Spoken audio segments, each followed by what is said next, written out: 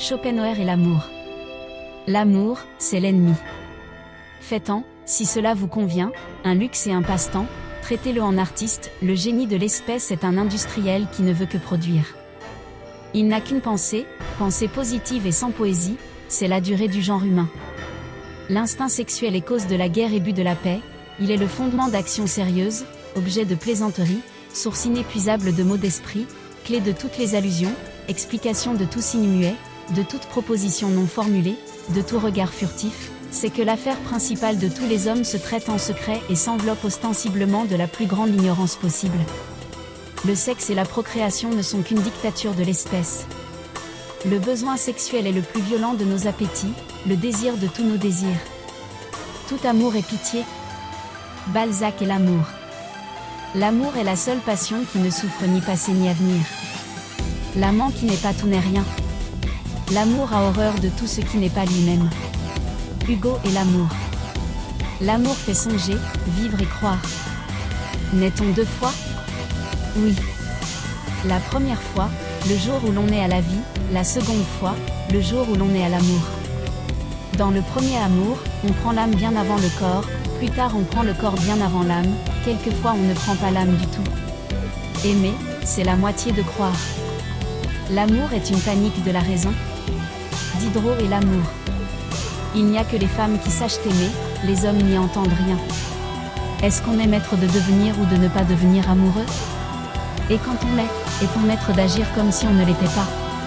On n'attend d'indulgence que quand on n'a plus d'amour. Kierkegaard et l'amour. Si on ne sait pas faire de l'amour cet absolu auprès de quoi toute autre histoire disparaît, on ne devrait jamais se hasarder à aimer, même pas si on se mariait 10 fois.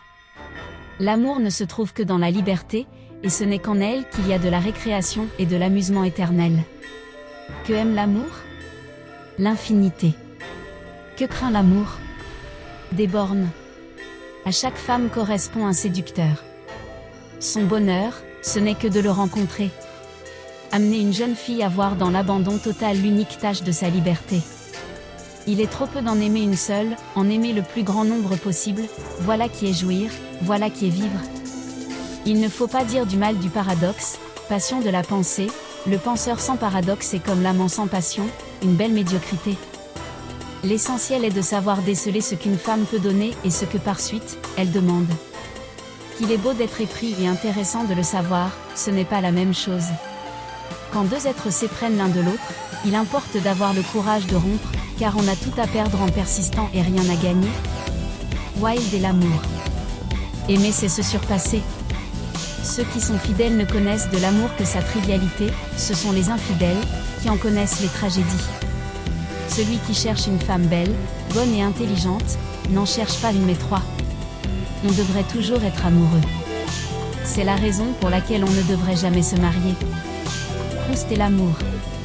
Sans doute peu de personnes comprennent le caractère purement subjectif du phénomène qu'est l'amour, et la sorte de création que c'est d'une personne supplémentaire, distincte de celle qui porte le même nom dans le monde, et dont la plupart des éléments sont tirés de nous-mêmes. Chaque être est détruit quand nous cessons de le voir, puis son apparition suivante est une création nouvelle, différente de celle qui l'a immédiatement précédée, sinon de toutes. L'amour devient immense, nous ne songeons pas combien la femme réelle y tient peu de place. Ce qu'on prend en présence de l'être aimé n'est qu'un cliché négatif, on le développe plus tard, une fois chez soi, quand on a retrouvé à sa disposition cette chambre noire intérieure dont l'entrée est condamnée tant qu'on voit du monde. L'expérience aurait dû m'apprendre si elle apprenait jamais rien qu'aimer est un mauvais sort comme ceux qu'il y a dans les contes, contre quoi on ne peut rien jusqu'à ce que l'enchantement ait cessé. Camus et l'amour. Je ne connais qu'un seul devoir, et c'est celui d'aimer. L'homme a deux faces, il ne peut pas aimer sans s'aimer.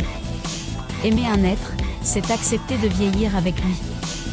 Il n'y a pas d'amour de vivre sans désespoir de vivre. C'est cela l'amour, tout donner, tout sacrifier sans espoir de retour. Pourquoi faudrait-il aimer rarement pour aimer beaucoup? Sartre et l'amour. Aimer est, dans son essence, le projet de se faire aimer. Un amour, une carrière, une révolution, autant d'entreprises que l'on commence en ignorant leur issue. C'est là le fond de la joie d'amour, lorsqu'elle existe, nous sentir justifiés d'exister. Aimer est le projet de se faire aimer. Ma tentative originelle pour me saisir de la subjectivité libre de l'autre à travers son objectivité pour moi et le désir sexuel. Tolstoï et l'amour. L'amour a toujours pour base le renoncement au bien individuel. Si vous connaissez d'autres citations d'amour, n'hésitez pas à les ajouter en commentaire. Les meilleures d'entre elles seront ajoutées à l'article.